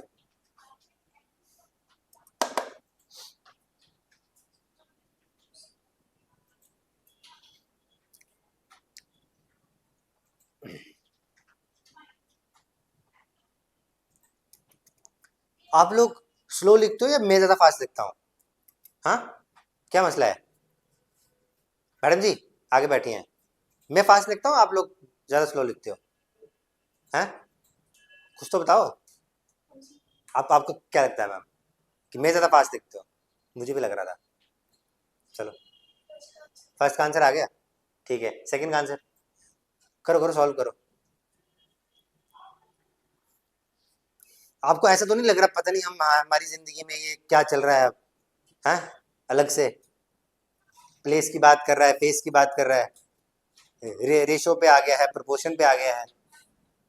सेकंड है what is the sum of face of 3, वो मैं देखा फेस लिख दिया है, face value of 3 and place value of 1। अच्छा देखो, पहला क्वेश्चन सॉल्व हो गया सबका, बढ़िया से सॉल्व हो गया। क्या आंसर आया एक एक करके बताओगे? मैडम जी आपका आंसर क्या आया? 69900, पक्की बात है? अच्छा मैडम आपका क्या आया? आपका क्या आया? अच्छा अभी क्वेश्चन चल रहा है, आपका क्या है? क्वेश्चन ही चल रहा है। मैडम जी आपका यही कि 1 0 है, 2 0 है, ठीक है। आपका क्या है मैम? आपका सेम। सेकंड का क्या आंसर आया? कितना आया? 13, 3030, ठीक है। मैडम आपका? अच्छा आप तो भी लिख रहे हैं, कर दिया, कितना है? 30, पक्की बात है? मैडम सेम है? कहाँ किया दिखाना, कहाँ किया? झूठ बोल दिए हैं? झूठ बोल दी पई है। चल ऐसे बोलते तुम्हारी डोगरी में। कितना है? 30 है मैडम आपका? नहीं किया मैडम? नहीं है, चल देखो कोई बात नहीं। अगर मैं आपके सामने बोलूं व्हाट इज द डिफरेंस, देखो आपको पूछा था ये सब बोलो, मुझे ये बताओ प्लेस वैल्यू ऑफ 7 क्या होगी? 7 यहाँ पर था, इसके आगे कितने नंबर है? 5 है, तो कितना आना था? 7, 1 2 3 4 और 5, बढ़िया बात है। प्लेस वैल्यू ऑफ कितना? 2, 2 कहाँ पर है? इसके आगे कितने नंबर है? 2, तो कितना आना था? 200, इसको माइनस कर दो, ठीक है। देखो 0 0, 10 में से 2 गया 8, 9 9 और 7 में से 1 गया तो 6, 699 बहुत बढ़िया, सही है। अच्छा यहाँ पर आओ, फेस वैल्यू ऑफ 3 तो 3 ही रहेगी, प्लस प्लेस वैल्यू ऑफ 1, 1 के आगे कितने नंबर है? 1, तो 10 प्लस 3 13 आना चाहिए ना भाई। हे प्रभु, 3 + 10,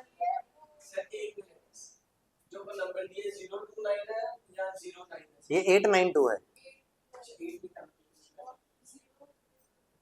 तो 13 आएगा ये।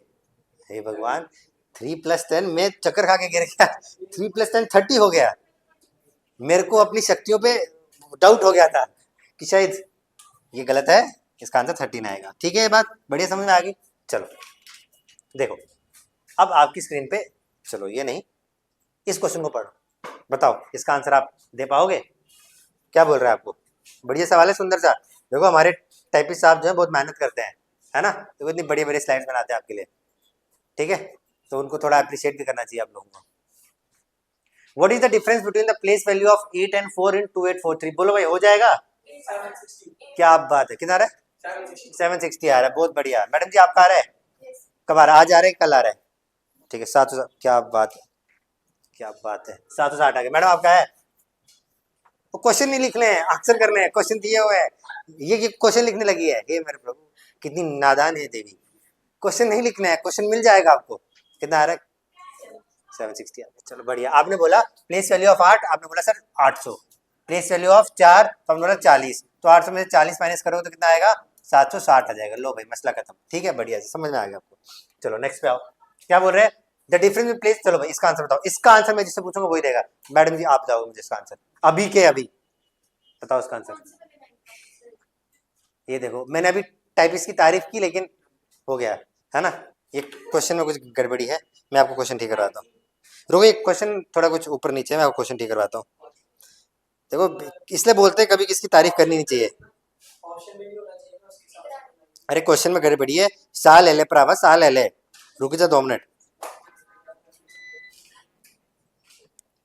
What is the place value of 9 इन, यार the difference the place value of, अरे ठीक तो है question. The difference between the place value of 9, ठीक तो है भाई। 90 आंसर। क्या आंसर है? 90 आ रहा है। चलो भाई, एक कहां से 90 आ रहा है, और कोई?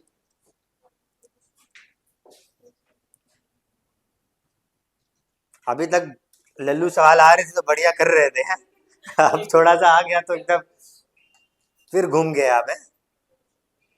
अरे भाई, मेरी नजरों से देखो तुम। नहीं दिख रहा है मेरी नजरों से। देखो मैं दिखाता हूँ तुम्हें, क्या बोला आपको? Difference between the place value of 9, यहाँ पर 9। हाँ बाबू, तभी मैं बोल रहा था। है? अब मुझे एक चीज बताओ। 9 यहाँ पर कितनी बार है? 2 बार है ना, तो इन दोनों की प्लेस वैल्यू पूछ रहा है। देखो, इस 9 के आगे कितने नंबर है? 3, तो कितना आएगा? 9000। इस 9 के आगे कितने हैं? 2, तो माइनस कर लो, तो 0 1 8, तो कितना आंसर आया? अरे मैंने गड़बड़ी कर दी क्या? देख रहे हो तुम्हारे साथ रह रहे के क्या हो गया? 0 1 9 और 8, इसको कहते हैं सेल्फ डिफेंस। क्या बोलते हैं? Self defence. हो गया। चलो आगे क्वेश्चन देखते हैं। नहीं, ये यूनिट हमने पढ़ा नहीं है अभी।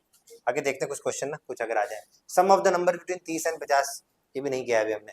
10th ये तो एपी में आ गए, अभी बातचीत करेंगे इसके बारे में। एलसी, अच्छा देखो ये बताओ, ये अभी आपको करने की जरूरत नहीं पड़ेगी। बताओ एलसीएम ऑफ 18 24 36 कितना आ रहा है? 36। कौन कह रहा है 36? क्या आपके क्या बोले? वहां लिखा है? अच्छा, यहाँ तो बहुत कुछ लिखा है, यहाँ तो 24 भी लिखा। सिमिलर हो गया। पता इतनी अंग्रेजी नहीं आती मुझे। अच्छा मुझे एक तो मैंने क्या बोला आपको, एलसीएम कैसे निकालना है? बड़ा नंबर देखो, बड़ा नंबर क्या है? 36। बट मैंने ये नहीं बोला कि उसको उठा के चिपका दो। मैंने बोला उसको चेक करो, 18 के डेट में 36 आ रहा है। आपने बोला बिल्कुल आ रहा है, पर 24 के डेट में 36 तो आता ही नहीं है। तो मसला खत्म हो गया। तो देखो, छोटा तो कभी हो ही नहीं सकता, तो ये तो पहले अब 8 हो गया। 36 आपको पता तुक्का मारना है तो इन दो में से मारना है कि नहीं?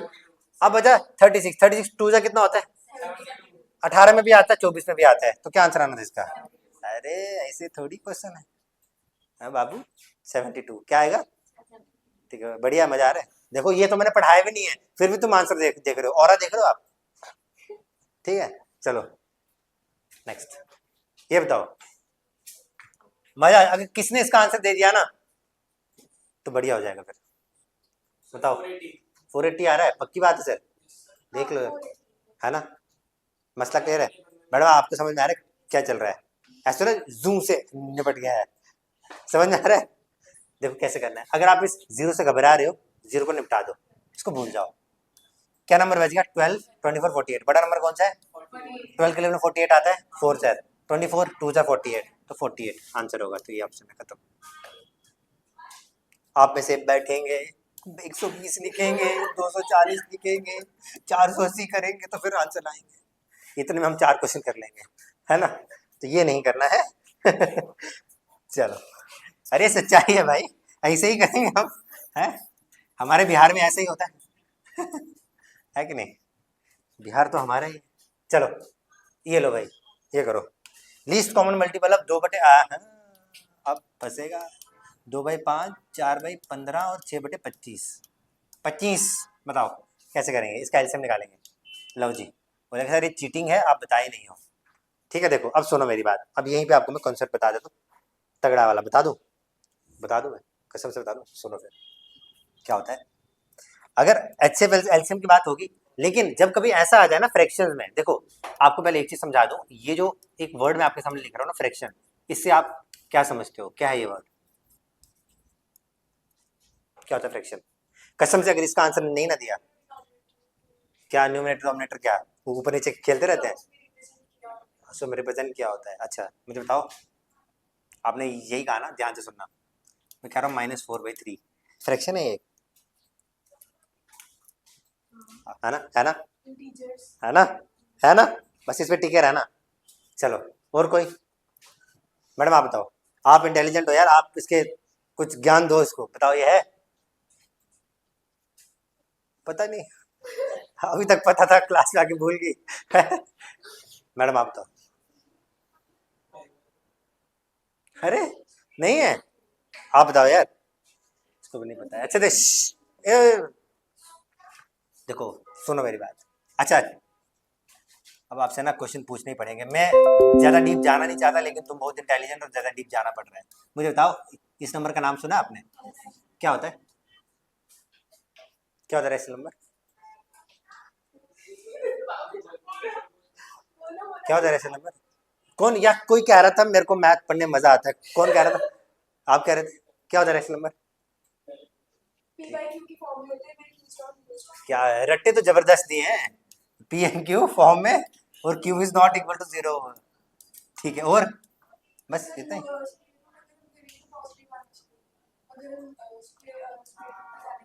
स्क्वायर रूट करेंगे पॉजिटिव आना चाहिए, मानसिक संतुलन मेरा खराब हो रहा है धीरे धीरे। अब मुझे बताओ, आपके कहने का मतलब है स्क्वायर रूट पॉजिटिव आना चाहिए, तो मतलब आपके कहने से ये नंबर रैशनल नंबर है, क्यों स्क्वायर रूट पॉजिटिव क्यों नहीं है? है भाई, √21 देखो आप, लगभग 5 पॉइंट समथिंग इसकी वैल्यू आएगी, 4 पॉइंट समथिंग वैल्यू है इसकी, मैं कह रहा हूँ 4.67 कुछ वैल्यू है इसकी, क्यों नहीं है स्क्वायर रूट, क्या आप बात कर रहे हो?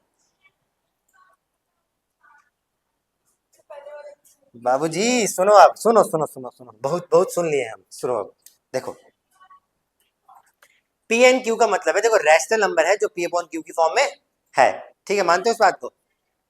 इसकी दूसरी शर्त ये है कि p and q belongs to what, integers.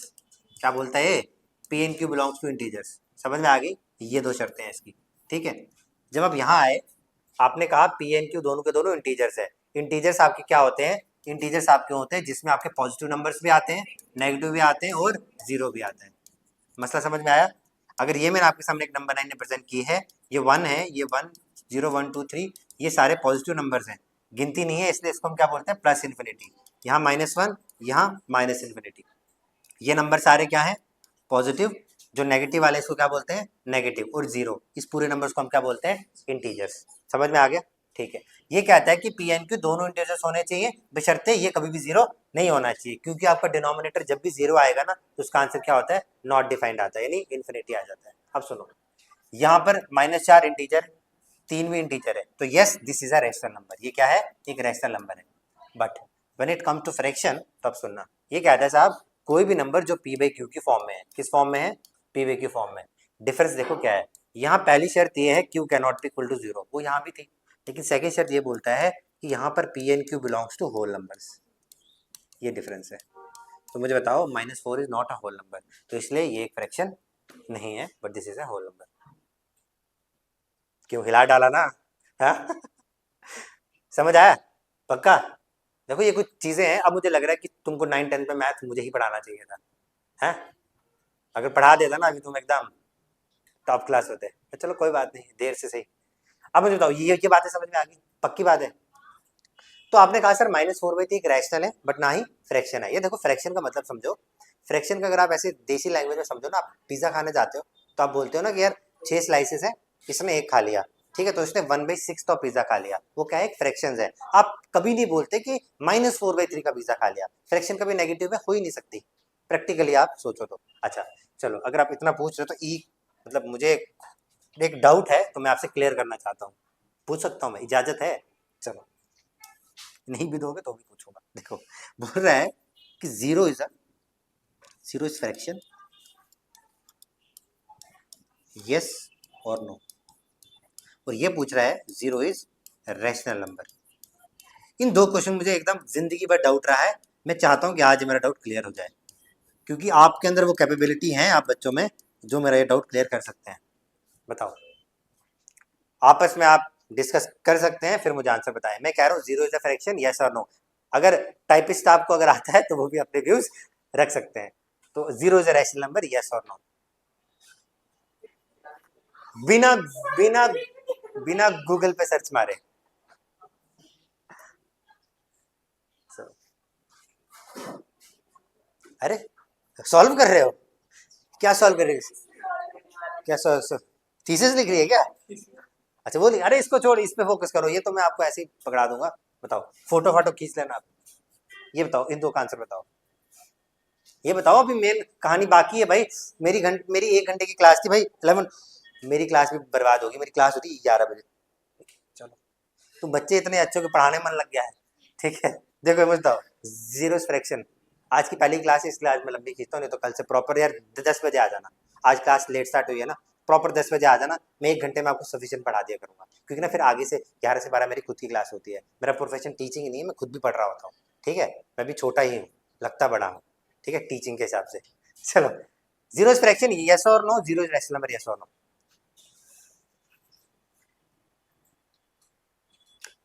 आप बताओ, जीरो फ्रैक्शन क्या क्या विचार है आपके? बताओ भाई, यस और नो बता दो। जीरो क्या लगता है, फ्रैक्शन है? बट वो उसका तो क्वेश्चन खत्म हो गया ना, जीरो भी जीरो का, क्योंकि पहली शर्त तो यही है ना कि डिनोमिनेटर।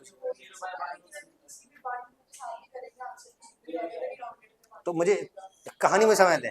ठीक है, हो सकता है नहीं, यस और नो है। ठीक है, क्या जीरो रैशनल नंबर है? नहीं है। चलो, बहुत बढ़िया। अब मुझे आंसर यही मुझे सुनना था, और आपने बढ़िया से आंसर दे दिए हैं। ठीक है, अबे अकल के दुश्मनों, जब जीरो फ्रैक्शन हो गया तो रैशनल नंबर भी होगा ना यार। फ्रैक्शन तो बच्चा है रैशनल नंबर का, बच्चा है तुम्हारा, समझ रहे हो? तो अगर आपने इसको यस बोला है तो कोइंसिडेंटली इसको भी यस बोलना था।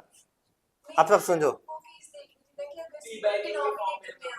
डिनोमिनेटर का केस तो पहले एलिमिनेट हो गया ना। उसने तो पहली शर्त यही रख दी है कि डिनोमिनेटर कभी भी जीरो हो ही नहीं सकता। तो इस केस को तो कंसीडर मत करो ना।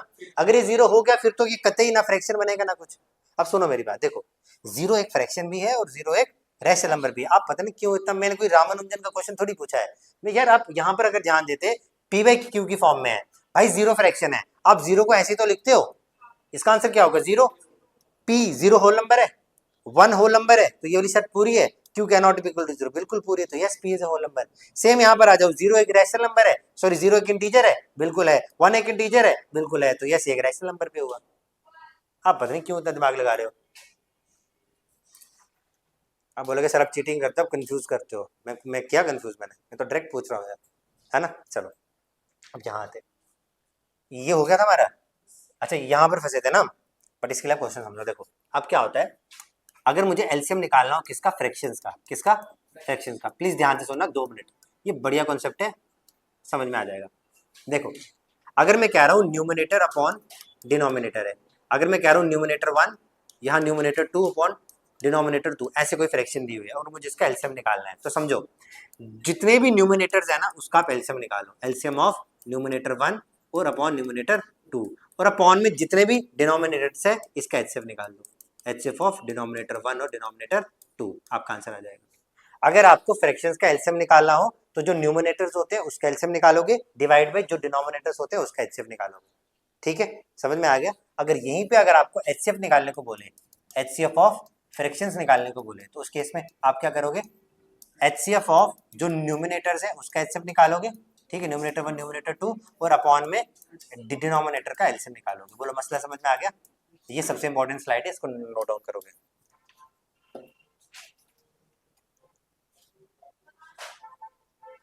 मजा आ रहा है पढ़ने में? ठीक है, आपको ऐसा लग रहा होगा कि यार 1.5 घंटा हो गया, हमें तो मतलब पता ही नहीं लगा, है ना। अंदर से तो बोल रहे हो कि पता लग रहा है। है?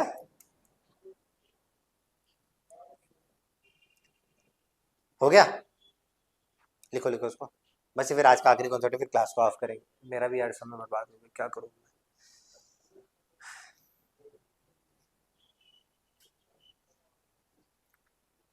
बड़े आगे यार, गर्मी क्यों हो गई है?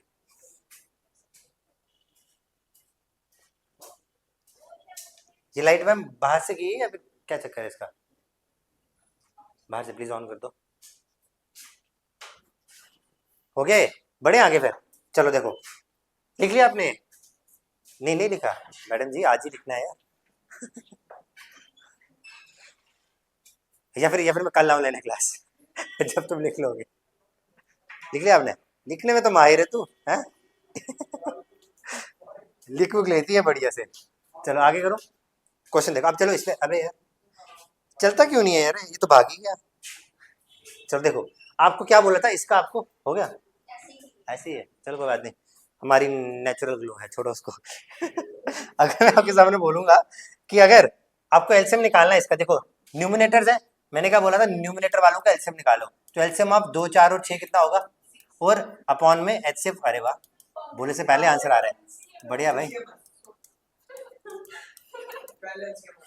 कोई बात नहीं, हो जाता है। इलेक्ट्रॉन प्रोटॉन जब बाहर निकलते हैं तो यूं ही बाहर निकलते हैं। देखो आपने कहा सबसे बड़ा नंबर 6 है, ठीक है, वही इसका टेबल गिनो, क्योंकि 4 के टेबल में 6 नहीं आता है। 6 दूनी 12, 2 के टेबल में 12 आता है, 4 के टेबल में 12 आता है, तो एलसीएम कितना होगा, फॉर श्योर 12 ही होगा। अच्छा, एचसीएफ ऑफ 5, 15 और 25। अब सुनो, जब आपको एचसीएफ निकालना हो ना, इसका मतलब होता है हाईएस्ट कॉमन फैक्टर। क्या क्या इसमें कॉमन है, देखो 5, 15 और 25। देखो 5 के टेबल में 15 भी आता है, 5 के टेबल में 25 भी आता है, तो इसका आंसर क्या ही होगा, सिंपल एचसीएफ 5 ही होगा। यानी एलसीएम में आप बड़े नंबर की तरफ देखते हो, एचसीएफ में आप छोटे से छोटा नंबर देखते हो जिसमें सारे आ जाए। तो बस निपटा दो, कितना है 12/5। ऑप्शन है क्या?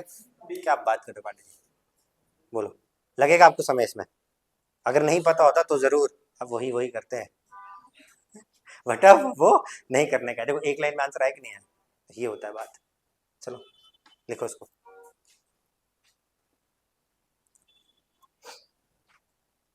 अच्छा एक चीज हो, यही भी बता देता हूँ, ये जो आपका एचसीएफ है ना, इसको हम एक और नाम से जानते हैं, ठीक है। अगर आपको कभी कभी एग्जाम में ये दे देना जीसीडी, इसका भी मतलब क्या होता है, एचसीएफ। पता क्या होता है जीसीडी? बोला सर क्या पढ़ाए जा रहे हो आप, हमें तो शक हो गया कि हमने 7th 8th में पढ़ा भी है कि नहीं। देखो ये जो जीसीडी है, इसका मतलब होता है ग्रेटेस्ट कॉमन डिवाइजर। क्या होता है? ग्रेटेस्ट कॉमन, बोलो मसला क्लियर है? चलो,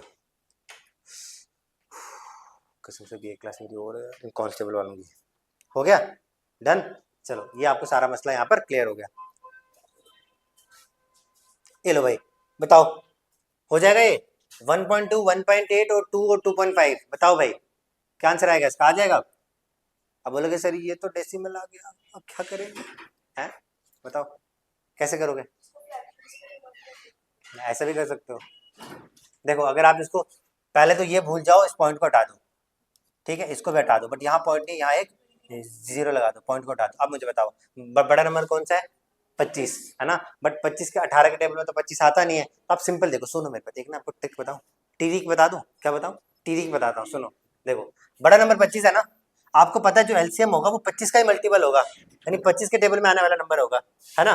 तो 25 के टेबल में आने वाला नंबर देखो, 25 तो है नहीं, 30 भी नहीं है, 25 के टेबल 90 आता है क्या? नहीं आता। 120 आता है क्या? 120 आता है? देखो यार 25 कितना जर होता है भाई, देखो 25 5 का है, 25 इंटू आप करोगे 4 सर, 25 इंटू 4 करो यार, 100 होता है, नहीं आएगा है, टिरिक फेल हो गया, टिरिक फेल हो गया। तो सुनो आप फिर एक काम करो, अब जब नहीं होता तो 25 के मल्टीपल में जाओ, 25 दूनी 50, तो 50 यार 12 के टेबल में तो 50 आता नहीं है, तो आप आगे चले जाओ, 25 30 सर कितना हो गया, 25 30 सर 75, तो 75 भी नहीं जाएगा, ये तो मसला ही अलग हो गया यार। तो एक काम करो फिर, इसको ऐसे करो, 12 18 2 और 25 है ना, अपॉन में आपका लिख दो 10 10, यहाँ कुछ भी नहीं, और यहाँ कितना 10। इनका एल्सियम लेकिन फिर से वही बात हो जाएगी ना, अपॉन में 10 करना ही पड़ेगा, तो 12 18 2 25, क्या दिक्कत होगी इसमें? क्वेश्चन में गड़बड़ी है, हम कुछ गलती कर रहे हैं। देखो 12 के टेबल में 120 आता है, 18 के टेबल में 120 आता है, 18 कितने सर 6 7, नहीं आता, तो ये तो होगा नहीं। 90 पे आओ, 12 के टेबल में 90 आता है, 12 7 सर नहीं आता, 30 में नहीं आता, 25 में, क्वेश्चन में कुछ गड़बड़ी है, रुको फिर मैं क्वेश्चन चेक करता हूँ एक बार, क्या बता टाइपिंग में मिस्टेक हो, क्योंकि ऐसा हो नहीं सकता।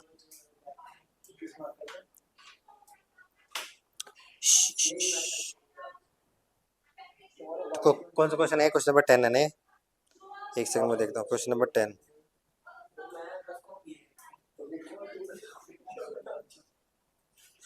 क्वेश्चन यहाँ पर भी मिस प्रिंट है यार।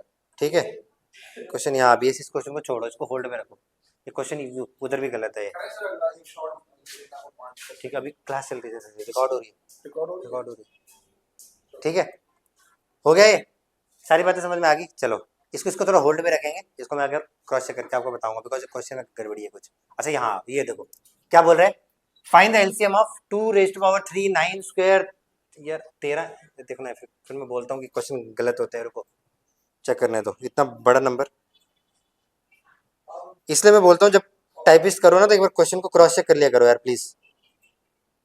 2 3 9 देखो ये नंबर अलग है यार। ठीक है, ये है ना, ये नंबर अलग है, ये अलग है और वो अलग है। ठीक है, ये 3 अलग अलग नंबर है। अब देखो मुझे एक चीज बताओ, आपने क्या करना है, आपको इन 3 का एलसीएम निकालना है। देखो मैं यहाँ लिख रहा हूँ 2⁻³ इंटू 9 स्क्वायर इंटू में 13, और यहाँ कितना है 2⁻² इंटू में 13 का स्क्वायर इंटू में 19, और यहाँ क्या बोल रहे हैं 9⁻³ इंटू 13⁻² इंटू 19 का स्क्वायर। समझना, इसको करने से पहले कॉन्सेप्ट समझाता हूँ, समझो। देखो अगर मैं आपके सामने कह रहा हूँ कोई एक नंबर है, मैंने कहा 24, क्या बोला मैंने आपके सामने, 24 को एक नंबर है। ठीक है, अब इस 24 को जब आप प्राइम फैक्टराइजेशन में तोड़ोगे तो इस 24 को मैं ऐसे भी लिख सकता हूँ 2 इंटू 12, और इसको मैं लिख सकता हूँ 2 इंटू 6, और इसको मैं लिख सकता हूँ 2 इंटू में 3। यानी इसको मैं ऐसे लिख दूँ 2⁻³ इंटू 3⁻1। कोई दिक्कत नहीं है? 2 3 बार आ रहा है, और 3 कितनी बार आ रहा है? एक बार। अच्छा अगर मैं अगला नंबर लिख रहा हूँ आपके सामने 36, तो इसको आप कैसे लिखोगे? 2 कितने ज़र? 18 ज़र, फिर 2 कितने ज़र? 9 ज़र, और ये 3 3 ज़र। ये मैं इसके प्राइम फैक्टर्स में बांट रहा हूँ। तो मैंने कहा 36 को मैं लिख सकता हूँ कितना? 2⁻² इंटू 3⁻²। आप समझना, अगर आपको एलसीएम ऐसे निकालना है 2⁻³ इंटू 3⁻1 अपॉन 2⁻² इंटू 3⁻²। इसको छोड़ो, अगर मैं आपको सिर्फ ये बोलूं कि आप मुझे 24 और 36 का एलसीएम निकाल के बताओ, तो क्या आएगा? बड़ा नंबर कौन सा है? 36 है। तो देखो 36 24 के टेबल में 36 आता नहीं है। 36 2 जर कितना होता है? 72, और 24 के टेबल में 72 आता है? बिल्कुल, 24 3 जर 72 होता है। तो इसका एलसीएम आपने कितना बोला? 72। लेकिन अगर आपको ये वाला नंबर ना दे दे, अब वो आपको ऐसे बोलेगा, और अब इसका बोलेगा कि एलसीएम निकालना है, तो आप कैसे निकालते हो? देखो अब समझना ध्यान से, अब मैं यही चीज आपको यहाँ पर समझा रहा हूँ। इसको कैसे करना होता है, अगर इस केस में आपको एलसीएम निकालना हो ना, आप सिंपली आप क्या कर लो, जिस भी नंबर की हाईएस्ट पावर है उसको लेना होता है। यहाँ 2 कितनी बार है? यहाँ कितनी बार है? हाईएस्ट बार कितना है? 3, तो आपने 2 की पावर 3 उठा दिया। ठीक है, यहाँ 3 कितनी बार है? यहाँ कितनी बार है? 2। हाईएस्ट कितनी बार है? 2। बस ये इसका एलसीएम होगा, चेक कर लो। 2 की पावर 3 8, और 9 8 9 कितना हो गया? समझ में आ गया? तो आपने जब भी इस फॉर्मेट में एलसीएम निकालना है तो सिंपली आपने क्या करना है, हाईएस्ट पावर उठानी है हर नंबर की। क्या करना है? Highest power of her number, इसको उठाओगे आपका आंसर आएगा। अब चुपचाप मुझे इसका आंसर बताओ। अरे इसका आंसर बताओ, मुझे बताओ। इसका एचसीएफ निकालना है, 2 यहाँ भी है 2 यहाँ भी है। ठीक है, तो 2 की हाईएस्ट पावर कितनी है? देखो इसको आप ऐसे ही निपटाओगे। 2 की हाईएस्ट पावर 3, 2 की हाईएस्ट पावर 3 सिर्फ यहाँ और यहाँ है। देखो सुनो, इधर कॉपी पेन छोड़ो, समझा रहा हूँ। इसमें से आपने कहा 2 की हाईएस्ट पावर कितनी है? 3। यहाँ पर तो 2 है, यहाँ 2 है, तो मतलब ये तो कभी भी कहते हैं आंसर नहीं होगा, बचेगा सिर्फ और ये। ठीक है, अब क्या बोला उसने? 9। 9 की हाईएस्ट पावर कितनी है? यहाँ 2 और यहाँ 3, तो 9 की 3 है, यहाँ 2 है, तो ये भी खत्म। आंसर क्या बचा? समझ में आया? अगर आप इसको सॉल्व करने बैठोगे ना, ठीक है, तो कैसे करना है? आपने एक चीज याद रखनी है, एलसीएम के लिए सिंपली आपने क्या करना है, हाईएस्ट पावर को देखना है। किसको देखना है? हाईएस्ट पावर को। ठीक है, डन है बस। तो आज आपने लगभग 10 से 11 कॉन्सेप्ट सीखे हैं। क्या सीखा है? 10 से 11 कॉन्सेप्ट। तो मैं मान रहा हूँ कि आज जब इस क्लास में छूटोगे तो एक इंटेलिजेंट व्यक्ति बाहर निकल जा रहा होगा। ठीक है, छोटे रामानुजन बन के बाहर जा रहे होंगे। ठीक है, चलो ठीक है, मिलते हैं फिर बहुत ही जल्द नेक्स्ट वीडियो में। All students, till then take care, जय हिंद, जय भारत। आप अपना और अपनों का ख्याल जरूर रखें, और याद रहे कि अगर आपको सीयूटी क्रैक करना है तो फटाफट से आप हमारे बैच में एडमिशन ले सकते हैं, एनरोल कर सकते हैं। बिकॉज अगर आपको सीयूटी करना है तो एकमात्र तरीका है करियर मेकिंग इंस्टीट्यूट में एनरोल करें। विद दिस टेक केयर, जय हिंद, जय भारत। Thank you guys.